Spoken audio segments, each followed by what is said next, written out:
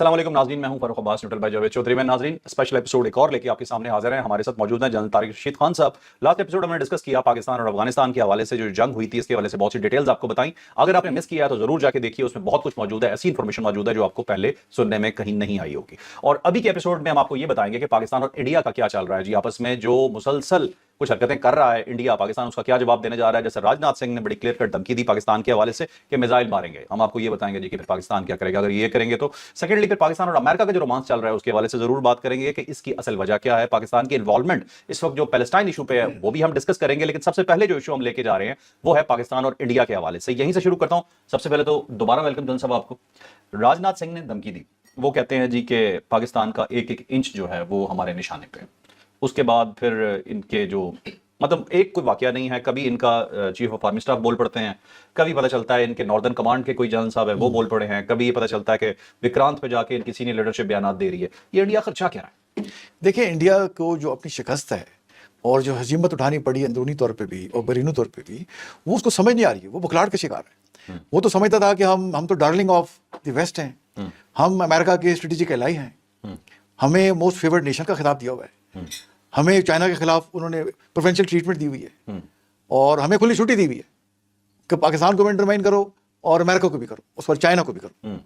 तो ये तो मार्च 4 दिन में हमारी ऐसी दुर्गत बना दी है। हम बड़े बड़े जो दावे करते थे वो मिट्टी का ढेर साबित हुए और सडनली अल्लाह ने इतनी पाकिस्तान को जो इज्जत दे दी है कि दुनिया का जो सोल सुपर पावर है वो कहता है I love Pakistan. It was honour for me to meet the field marshal of Pakistan. Pakistan यार ग्रेट नेशन।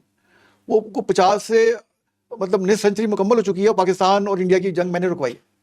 तो उसमें जो मास्टर स्ट्रोक जो हमारी पाकिस्तान के प्राइम मिनिस्टर साहब ने लगाया शर्म शेख में, जब बाय चांस सडनली उसने ट्रम्प ने बुला लिया प्राइम मिनिस्टर को कि would you like to say something as you were discussing privately, तो उसमें उन्होंने पाकिस्तान का जो बयानिया था उसको प्रमोट किया और इस हद तक प्रमोट किया कि ट्रम्प को समझ नहीं आ रही थी कि मैं क्या करूं खुशी से। और उसमें जुमला उन्होंने ये कह दिया कि you said million of life, millions of life. तो वो और फैक्ट था कि अगर इंडिया बाज ना आ जाता तो हमारी जो न्यूक्लियर कैपेबिलिटी है हमने कुछ शो किस्मत नहीं सजा के रखनी। जहां पाकिस्तान की सालमियत की बात आएगी तो हमारे फील्ड मार्शल साहब ने तो बड़ा क्लियर कह दिया था और मैं इसका खुद गवाह हूं, तो वो किसी भी हद तक जाने को तैयार थे। अच्छा, देखें ना, जब इंडिया ने हम पे हमला किया तो इंडिया का ये ख्याल था कि भाई थोड़ी बहुत बातचीत करके हम पाकिस्तान का रिस्पॉन्स मैनेज कर जाएंगे। ठीक है। और उस दौरान काफी दुनिया के ममालिक ने अमेरिका शामिल फील्ड मार्शल को अप्रोच करने की कोशिश की, बट फील्ड मार्शल ने साहब ने उनकी कॉल नहीं ली। जवाब जब दे दिया फिर बातचीत की। अच्छा, और पाकिस्तान किसी भी हद तक जाने को तैयार था। देखिए, हमारी जो सालमियत का मसला है ना, पहले हमारा ईस्ट पाकिस्तान हमसे इन्होंने जुदा कर दिया। हम तो देखिए इनसे डसे हुए हैं। बिल्कुल। तो अब दोबारा तो नहीं हम डसने देंगे इनको, खुदा न खान। तो हम तो इनका मलियामेट कर देंगे जरूरत दोबारा हमें, बिकॉज अभी हम न्यूक्लियर ताकत है। बिल्कुल। तो वो शहबाज शरीफ साहब बिल्कुल ठीक कह रहे थे। तो अगर इंडिया बाज ना आता, वो तो हमारा शुक्र है रिस्पॉन्स कन्वेंशन ऐसा था कि उनको समझ नहीं लगी कि हमारे से हो क्या गया। ब्लैकआउट, कम्युनिकेशन बंद, साइटें हैक, 6-7 यारे तबाह और फायर पावर से सिवाय झंडे खड़े कर दिए उन्होंने। बिल्कुल। तो वो तो मतलब यह है कि उनकी खुशकिस्मती है कि उन्होंने खुद पहल करके जंग बंद करवा दी, वरना हमने उनका मलियामेट कर देना था। जो कसर है ये अभी निकाल देंगे। अब जैसे कह रहे हैं ना वो कि जी संदूर 2 करके तो देखें आप। अच्छा, हाँ बिल्कुल, आप करके देखें, जरूरत करें। देखिए कैपेबिलिटी है। राजनाथ सिंह जो कह रहे हैं ना कि भाई हमारा मिसाइलों की रेंज में, भाई हमारे भी रेंज में है, फर्क क्या है? कैपेबिलिटी तुम्हारी भी है। तो आप हमसे 6 गुना बढ़े हैं राजनाथ सिंह साहब। तो हमारे तो फील्ड मार्शल साहब ने कह दिया कि भाई अब जरूरत करो तो ईस्टर्न बॉर्डर से स्टार्ट करेंगे। ठीक है। कोई इलाका आपका नहीं बचेगा इंशाल्लाह। ठीक है। तो वो छोटा मोटा ड्रामा कर सकते हैं और है ड्रामेबाज वैसे। अच्छा, क्योंकि फिल्म इंडस्ट्री है ना, बॉलीवुड दुनिया में नाम है उसका, तो समझते हैं पूरी दुनिया में ड्रामे चल रहे हैं और ड्रामों की तरह बातें करते हैं। भाई बात कर रहे हो एक न्यूक्लियर ताकत से जिसकी फौज का लोहा प्रोफेशनल कॉम्पिटेंसी को दुनिया मानती है, जो कुर्बानी देना जानती है। यहाँ एक घर के अगर 2-3 लड़के भी शहीद हो जाए ना तो बाप कहता है 10 भी हो तो कुर्बान करने को तैयार हूं। ऐसा जज्बा आप में है? ऐसा जज्बा पूरी दुनिया में किसी कौम में नहीं है। बैटल हार्डन फौज है हमारी और बैटल हार्डन है हर वक्त और जिसका मोटो ही है ईमान तकवा जहाद फी सबिलिल्लाह। देखें ना, ईमान की दौलत से माला माल है। हमारे पायलट जहाजों में जाते हैं, वुजू से बैठते हैं, मुझे पता है। कुरान शरीफ जेबों में रखे होते हैं। मैं खुद रहा हूँ, मतलब सीनियर ऑफ कमांडर ऑपरेशन में लोग जाते हैं, नमाजें पढ़ते हैं, वुजू से जाते हैं कि अगर अल्लाह के रास्ते में कुर्बान हो गए तो शहादत का अजीम रुतबा पा लिया। इससे बड़ी क्या मिराज हो सकती है?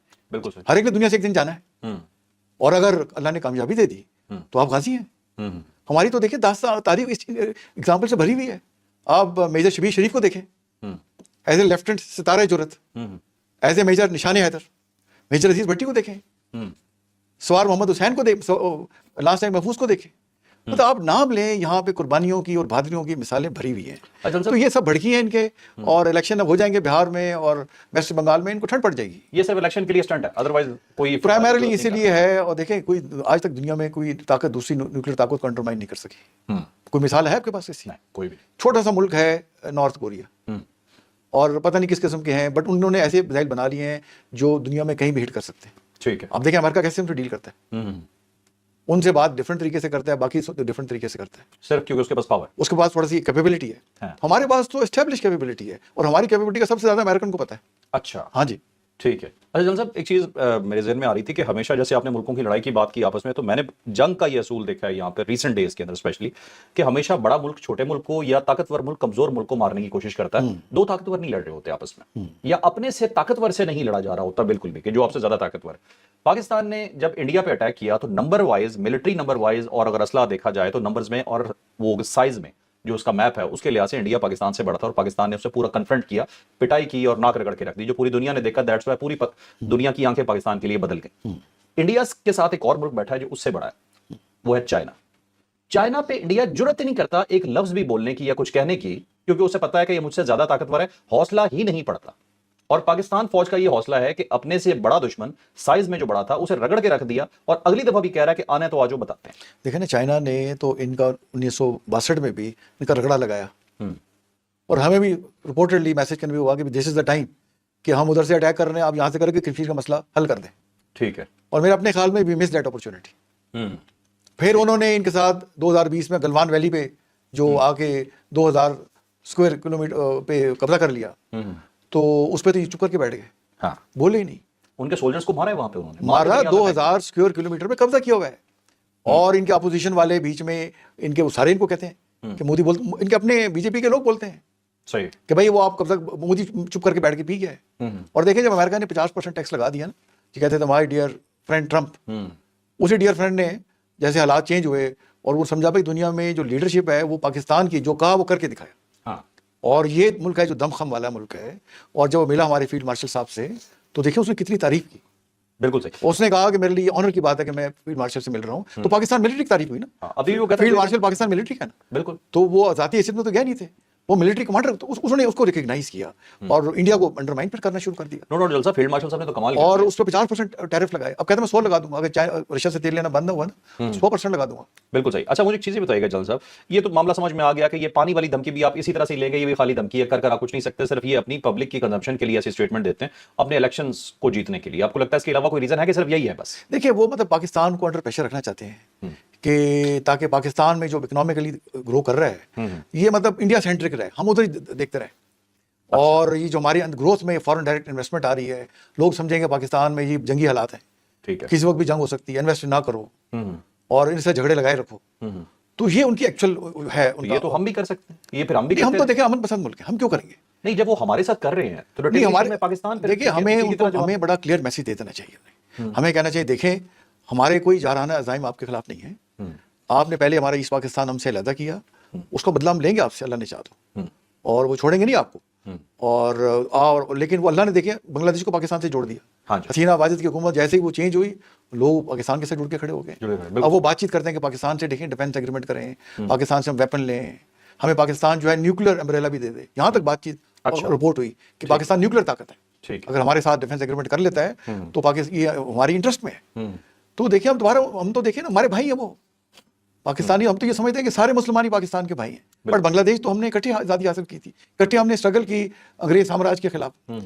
तो हम तो यक जानिब दो कालिब हैं। तो हमारे लिए जो कुछ भी हो सका बांग्लादेश की सपोर्ट के लिए हम इंशाल्लाह करेंगे। तो हमें देखिए, हमें इंडिया ने डसा हुआ है, हमने उनसे बदला जरूर लेना है।